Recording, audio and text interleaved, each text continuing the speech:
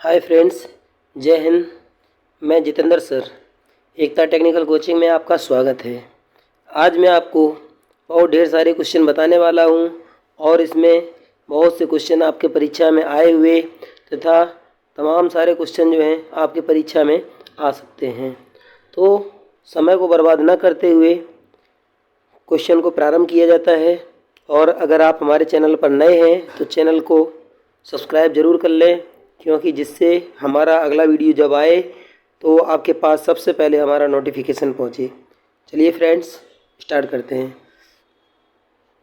यहाँ एक formula note किया गया है, लिखा गया है कि एक यूनिट या 1 यूनिट इक्वल टू वाट घंटा दिन गुणे जो आइटम्स लगाया गया है, लैंप है या फिर तुम्हारा ट्यूबलाइट फ्लोरोसेंट ट्यूब है, कुछ भी है, ठीक है, या हीटर वगैरह है, तो उसकी संख्या और अपान 1000, ठीक है। तो इससे हम यूनिट्स की मतलब जो हम ये एक तरीके से कहेंगे कि जो यूनिट होता है, ठीक है, या KWH किलोवाट घंटा यूनिट होता है, हम उसको ज्ञात कर सकते हैं, ठीक है। चलिए दोस्तों, आगे स्टार्ट करते हैं क्वेश्चन को। जैसे कि यहाँ पर क्वेश्चन दिया गया है,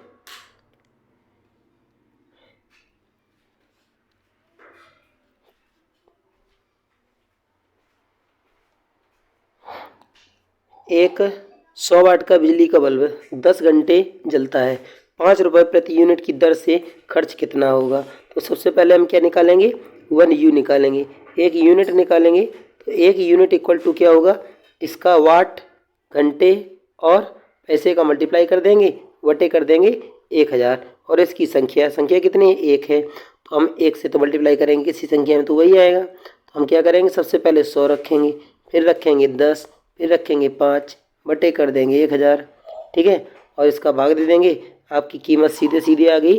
जो यूनिट निकला वो एक प्रति यूनिट खर्च पूछी गई है, ठीक है, 5 रुपये आ जाएगा। पहला ऑप्शन यहाँ भी राइट किया गया है। नेक्स्ट आगे चलते हैं।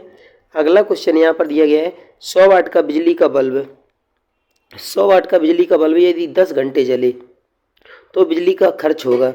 तो 100 वाट का बिजली का बल्ब, बल्बों की संख्या कितनी है, 1, घंटे कितने हैं, 10, दिन कितने हैं, 1, ठीक है, और भाग दे देंगे हम 1000 से। 3 जीरो कैंसिल, सब प्रत्येक 1 का मल्टीप्लाई करेंगे तो आपका आएगा 1। ऑप्शन हो गया बी राइट। नेक्स्ट देखते हैं। अगला है 1 किलोवाट घंटा का मान होता है। तो 1 KWH का मान कितना होता है दोस्तों, बताते हैं।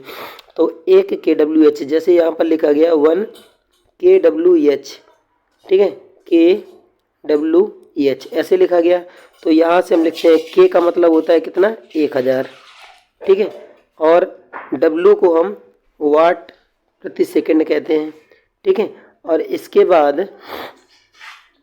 बाद घंटा जो लिखा हुआ है, सॉरी, जूल प्रति सेकंड कहते हैं। 1 वाट बराबर 1 जूल प्रति सेकंड होता है। और ये जो H लिखा हुआ है इसका मतलब आवर है, इसको क्या करेंगे, सेकंड में चेंज कर लेंगे।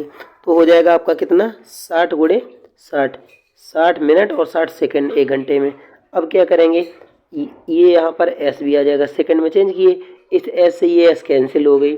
अब यहाँ पर क्या करेंगे, ये तो आपका जूल यूनिट आई गई, 6 में 6 का मल्टीप्लाई करेंगे तो ये हो जाएगा 36, और गुणा यहाँ करेंगे 10, इसका पावर कितना हुआ, 1 जीरो यहाँ, 1 यहाँ, 5 जीरो हो गया, ठीक है।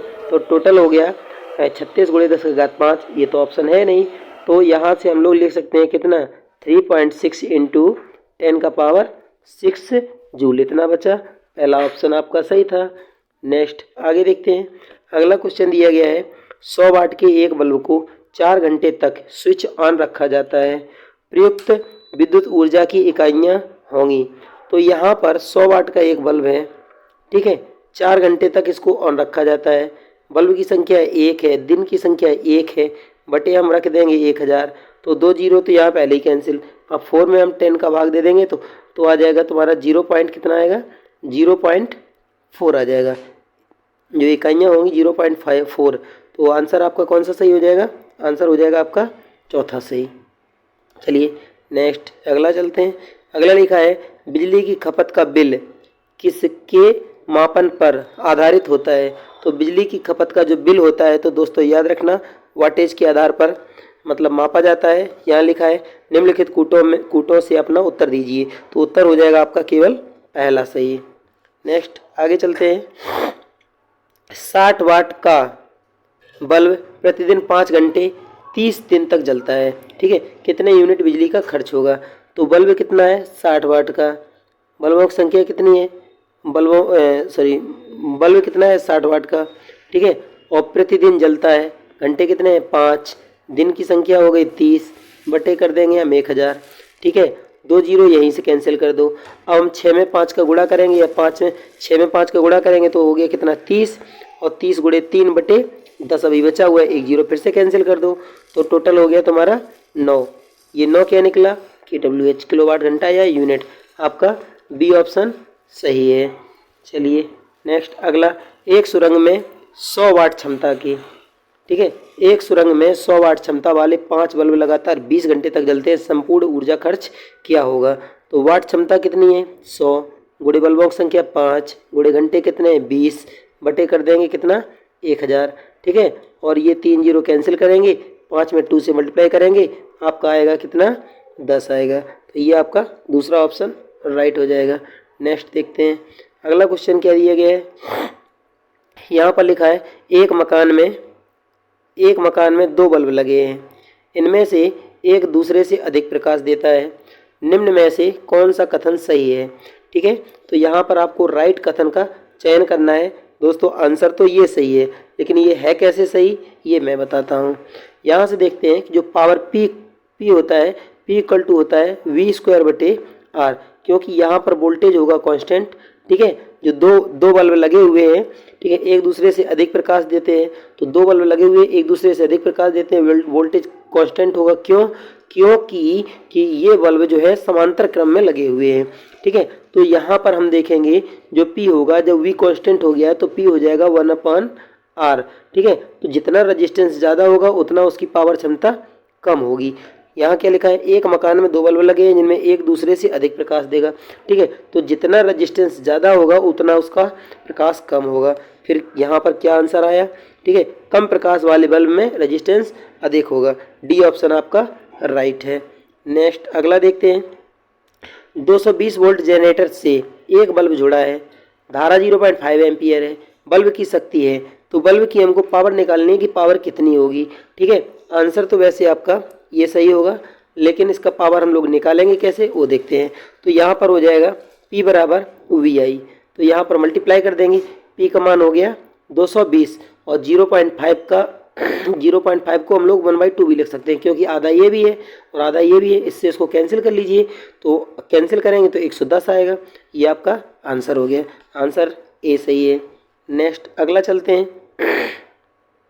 अगला लिखा है एक मकान में 2 बल्बों में से एक दूसरे से अधिक रोशनी या चमकदार है। ठीक है, इन दोनों में से किस बल्ब में उच्चतम अवरोध होगा। तो जो कम प्रकाश देगा, ठीक है, मंद रोशनी वाला जो है उसका अवरोध जो होगा वो कैसा होगा, मतलब अधिक होगा। ठीक है, अधिक रोशनी वाले बल्ब में, ठीक है, दोनों बल्ब में, मंद रोशनी वाले बल्ब में, ठीक है, रेजिस्टेंस जो होगा वो अधिक होगा। आंसर इसका देख सकते हैं, पहला सही है। जैसे कि मैंने बताया, जिसमें रोशनी कम होगी उसका रेजिस्टेंस कैसा होगा, अधिक होगा। जैसे कि अभी लिखे P समान व्युत्क्रमानुपाती R। ठीक है, तो R का रेजिस्टेंस का मान जो होगा उच्चतर होगा, तो उसका प्रकाश जो होगा कैसा होगा, ये मंद होगा। पहला ऑप्शन सही है आपका। नेक्स्ट अगला देखते हैं। डायनमो जिसे बिजली उत्पादन हेतु कथित रूप से प्रयोग में लाया जाता है, वास्तव में है। तो डायनमो क्या करता है, अन्यास के स्रोत के रूप में कार्य करता है, आयंस के स्रोत के रूप में कार्य करता है, इलेक्ट्रिक चार्ज का स्रोत होता है, ऊर्जा का परिवर्तक होता है, इलेक्ट्रॉन का स्रोत होता है। तो ये एक ऊर्जा को दूसरे ऊर्जा में रूपांतरित करता है। जो डायनमो होता है दोस्तों, जो डायनमो होता है, ठीक है, जो डायनमो होता है आपका, ये क्या करता है, ये मैकेनिकल एनर्जी को इलेक्ट्रिकल एनर्जी में रूपांतरित करने का कार्य करता है। ऑप्शन आपका सी राइट होगा। अगला क्वेश्चन यहाँ दिया गया है, विद्युत चुम्बकीय प्रेरण पर आधारित युक्ति है।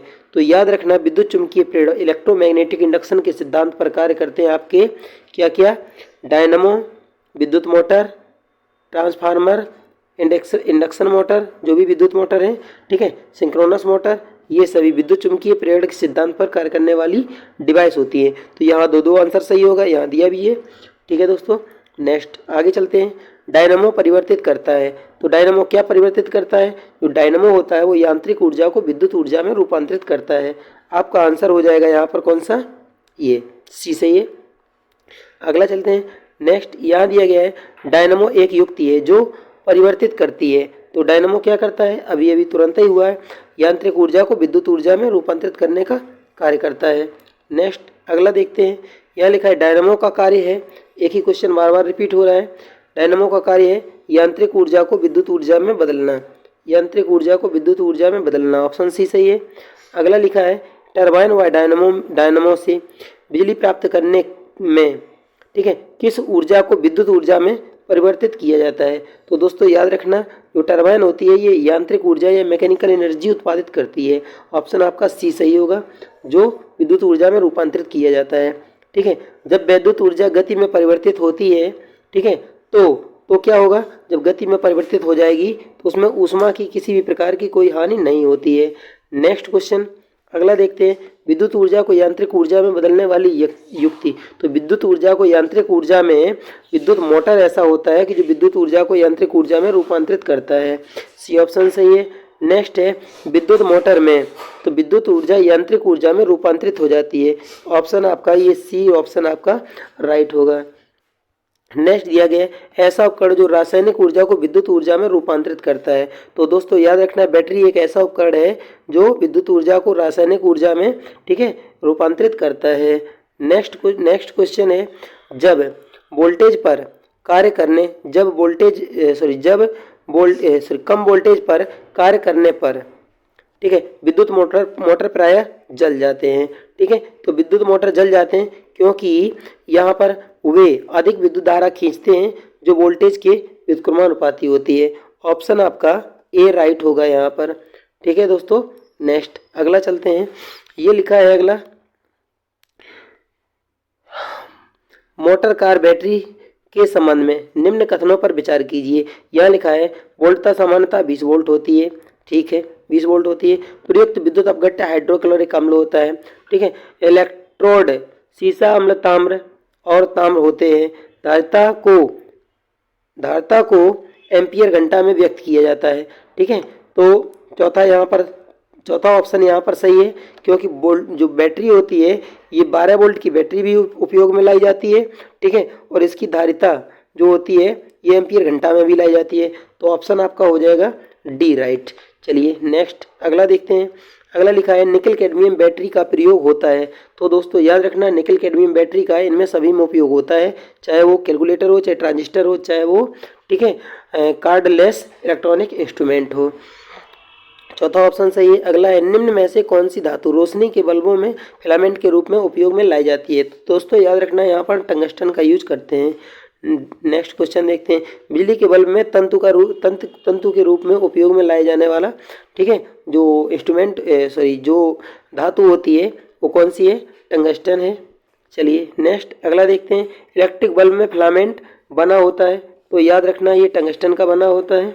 अगला क्वेश्चन है निम्नलिखित कथनों पर विचार कीजिए। एक साधारण बिजली के बल्ब का अपेक्षाकृत अल्प जीवन होता है, तो बिजली के बल्ब का जीवन कम हो जाता है किस कारण से? ये रीजन आपको बताना है। फिलामेंट का तार समान नहीं होता है, सही है। बल्ब पूर्ण रूप से निर्वातित नहीं किया जा सकता है, ये भी सही है। फिलामेंट के सहायक तार उच्च ताप पर पिघलने लगते हैं, ये भी सही है। तो दोस्तों ऑप्शन नंबर डी आपका जो है ये राइट है। नेक्स्ट देखते हैं। अगला लिखा हुआ है यहाँ पर क्वेश्चन,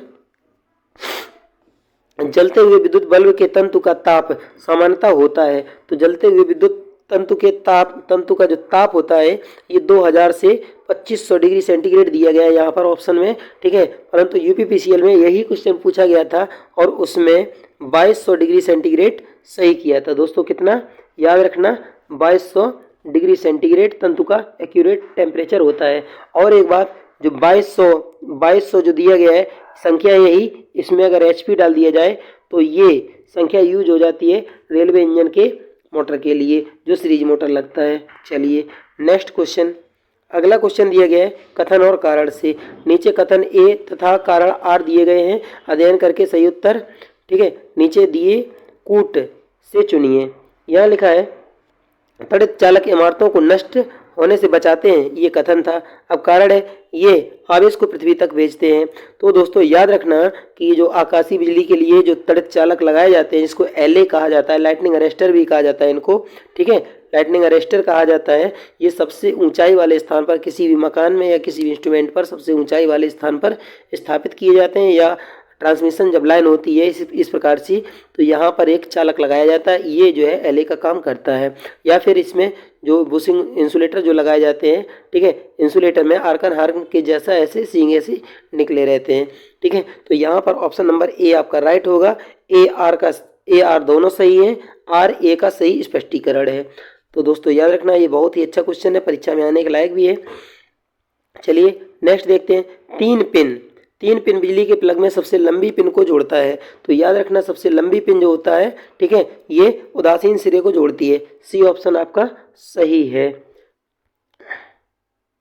सॉरी, यहाँ पर जो है इसका राइट आंसर सी ऑप्शन नहीं होगा। सी ऑप्शन इसका राइट आंसर नहीं है, ए ऑप्शन इसका राइट है, क्योंकि ये आधार सिरे को, बेस को जोड़ती है।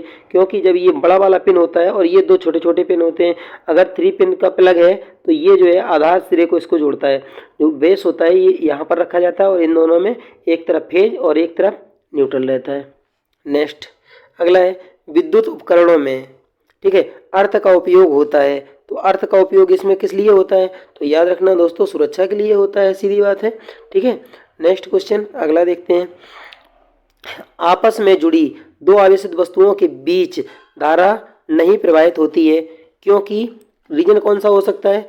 आपस में जब दो वस्तु किसी भी सप्लाई लाइन से जब वस्तु जुड़ी हुई है और उसमें धारा प्रवाहित नहीं हो रही है, उसका एक ही रीजन हो सकता है कि उसमें जो आवेश हो, सॉरी, उसमें जो विभव होता है ये कैसा है? समान है। विभव जो है वो एक समान होता है। डी ऑप्शन आपका राइट है। अगला लिखा है सर्वाधिक विद्युत चालकता वाला तत्व है। तो सबसे अधिक विद्युत की चालकता जो है याद रखना दोस्तों किस में होती है? चांदी में। चाहे या सोना ही क्यों न दिया हो तब भी आपका चांदी ही लिया जाएगा। इसकी जो चालकता होती है ये 98% होती है और सोने की चालकता 99% होती है। दोस्तों याद रखना 98% सोने की चालकता होती है चांदी की, और ये चांदी का सिंबल होता है AG, अर्जेंटम इसका लैटिन नाम है। नेक्स्ट अगला देखते हैं कि निम्न में से कौन सा सर्वोत्तम चालक है। तो सर्वोत्तम चालक कौन सा है? सबसे अच्छा चालक यहाँ पर बोला गया है। मैंने अभी बताया था आपको, जब सोना चांदी सब कुछ दिया है तब भी आपका चांदी सही लेता है, क्योंकि विद्युत की दृष्टि से ये सस्ता है और सोना बहुत महंगा है, इसलिए डी ऑप्शन यहाँ राइट लिया जाता है। ये पेपर में भी कई बार, UPPCL में भी कई बार पूछा गया है।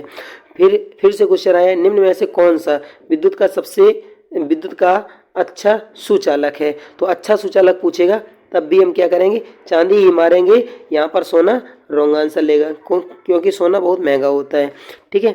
अगला क्वेश्चन दिया गया है मेंस, ठीक है, मेंस विद्युत प्रदाय में फ्यूज का प्रयोग एक सुरक्षा युक्ति के रूप में होता है। फ्यूज के विषय में निम्न कथनों में से कौन सा कथन सही है? ठीक है, इसका गलनांक निम्न होना आवश्यक है। ये सी ऑप्शन इसका एक राइट आंसर होगा, ठीक है दोस्तों, याद रखना। नेक्स्ट अगला चलते हैं। फ्यूज का सिद्धांत होता है। तो दोस्तों याद रखना जो फ्यूज का सिद्धांत होता है ये ऊष्मीय सिद्धांत के कार्य पर, विद्युत का जो ऊष्मीय सिद्धांत होता है इस पर कार्य करते हैं। तो लेकिन विद्युत का ऊष्मीय सिद्धांत क्या होता है ये आपको जरूर आना चाहिए। जो फ्यूज होता है ये जूल के ऊष्मीय सिद्धांत पर कार्य करता है। जूल का ऊष्मीय सिद्धांत H=I²RT ये होता है जूल का, और इसका मात्रक जो है ये जूल होता है। धारा जितनी बढ़ेगी, रेजिस्टेंस इसमें ऑलरेडी होता है और टाइम भी लगता है, तो करंट जब बढ़ेगी तो इसका मेल्टिंग पॉइंट कम होने के कारण, ठीक है, गलनांक कम होने के कारण ये खुद पिघल करके और दूसरे उपकरणों की सुरक्षा करता है। नेक्स्ट अगला, फ्यूज में प्रयुक्त होने वाले तार की विशेषता है। तो दोस्तों यहाँ UPPCL की दृष्टि से यहाँ पर जिस ऑप्शन में ये इसका आंसर दिया गया है वो थोड़ा सा रॉन्ग नज़र आ रहा है। यहाँ है कि जो इसका जो प्रतिरोध होता है, ठीक है, इसका जो गलनांक होता है, गलनांक तो निम्न होता है। सॉरी, यहाँ पर जो है इसका ऑप्शन सी दिया गया है, परंतु सी रॉन्ग आंसर है इसका, ठीक है। राइट आंसर इसका है यूपीपीसीएल की दृष्टि से, क्योंकि हम लोगों को यूपीपीसीएल का एग्जाम देना है, तो ये दूसरा ऑप्शन इसका राइट है। ठीक है, याद रखना दोस्तों, दूसरा ऑप्शन इसका राइट है, क्योंकि इसका प्रतिरोध भी निम्न और गलनांक भी निम्न होता है। जबकि जो आपका हीटर होता है, घरेलू तापक होता है, क्या तापक, इसको हीटर कहते हैं। ठीक है, हीटर जो होता है इसका रेजिस्टेंस का वैल्यू भी उच्च होता है और मेल्टिंग पॉइंट भी इसका उच्च होता है। हीटर का गलनांक और प्रतिरोध दोनों उच्च होता है। ठीक है, और जो फ्यूज होता है इसका गलनांक और प्रतिरोध दोनों के दोनों निम्न होते हैं। याद रखना, ये यूपीपीसीएल में कई बार क्वेश्चन आ चुका है। चलिए नेक्स्ट क्वेश्चन देखते हैं। अगला क्वेश्चन दिया गया है, घर की सुरक्षा, घर की सुरक्षित विद्युत सप्लाई के लिए उपयोग में लाने वाली फ्यूज तार जिस धातु की बनी होती है वह, मतलब उस धातु का जो होता है गलनांक कैसा होता है, गलनांक कम होता है, और इसका यहाँ पर लिखा है कि प्रतिरोध अधिक होता है। तो दोस्तों याद रखना है, इसका प्रतिरोध भी कम होता है, अधिक नहीं होता है। इसका प्रतिरोध भी कम होता है और गलनांक भी कम होता है, तो दोनों चीज़ें इसकी कम होती हैं। इसका ये आंसर रॉन्ग दिया गया है। नेक्स्ट अगला है, हैलोजन लैंप का तंतु निम्न मिश्र धातु से बना होता है। तो हैलोजन जो लैंप होते हैं, ठीक है, टंगस्टन और यहाँ पर सोडियम, इन दोनों से मिलकर के हैलोजन का लैंप बना होता है।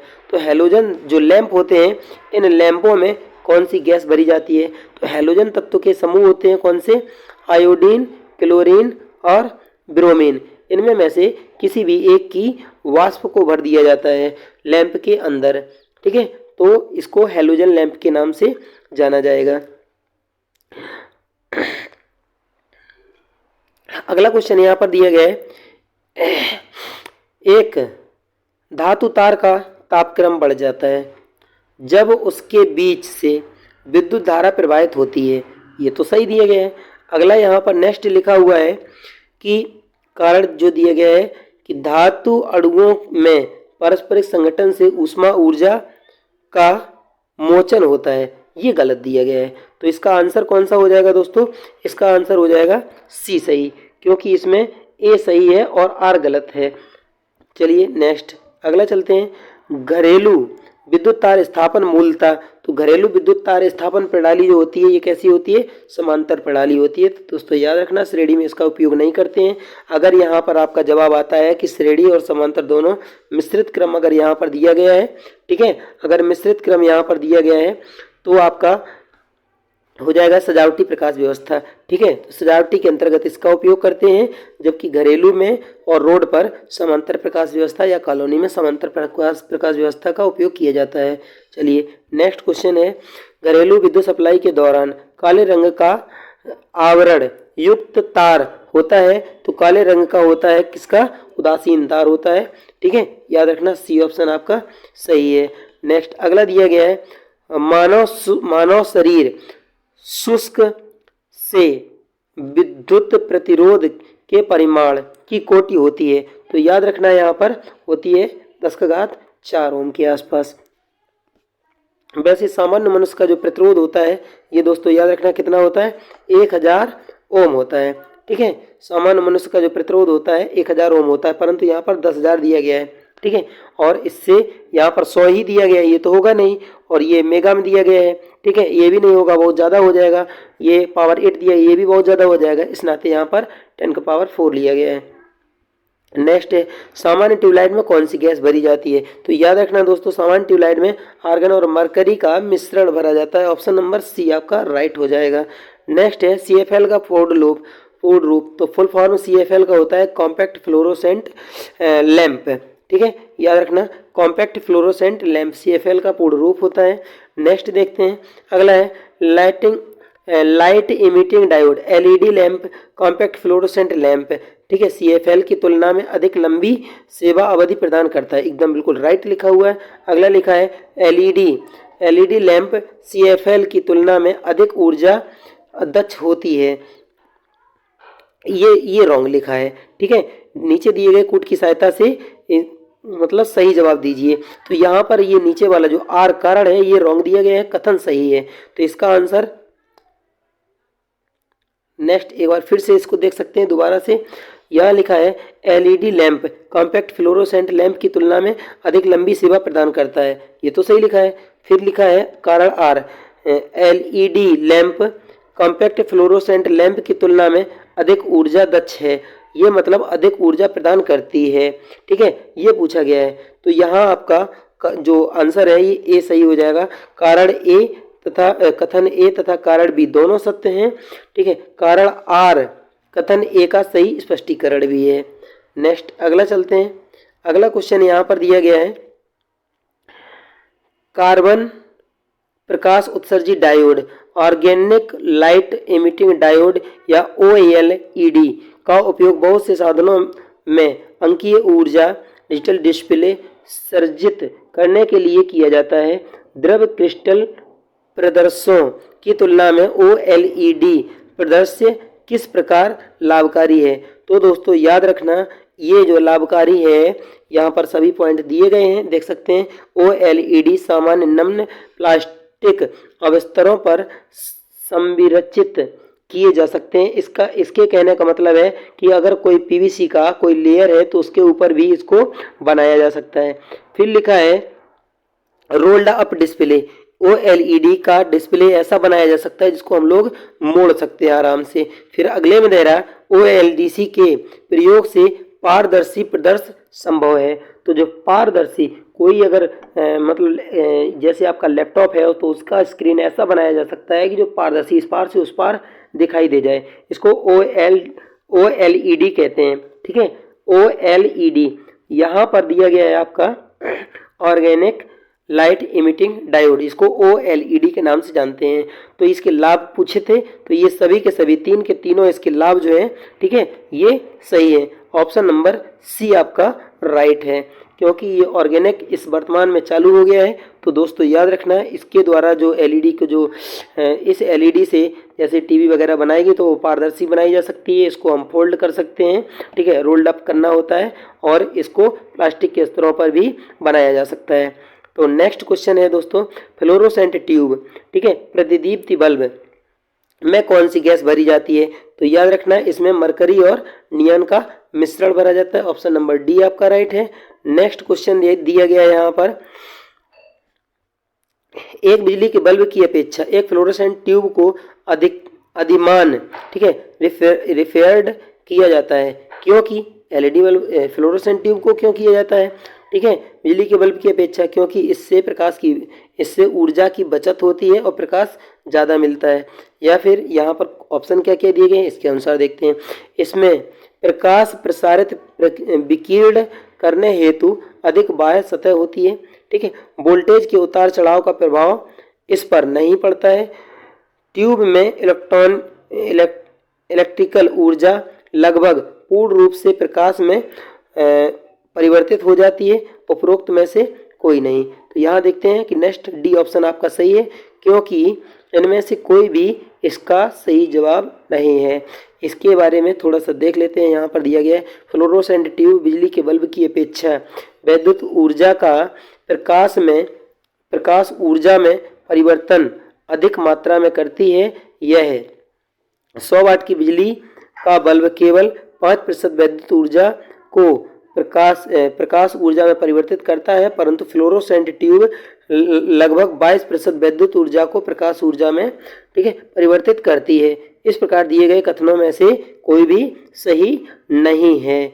चलिए दोस्तों, thank you for my watching. हमारा वीडियो कैसा लगा? अगर वीडियो अच्छा लगा हो तो वीडियो को लाइक, शेयर, सब्सक्राइब जरूर करें। अगर हमारे चैनल पर नए हैं तो चैनल को सब्सक्राइब करें, क्योंकि नेक्स्ट वीडियो हमारा कल अगले दिन जल्द ही आने वाला है। और हमारा वीडियो आपको कैसा लगा? हमारा वीडियो अच्छा लगा हो तो लाइक, शेयर, सब्सक्राइब करना ना भूलें। Thank you for my watching. जय हिंद दोस्तों।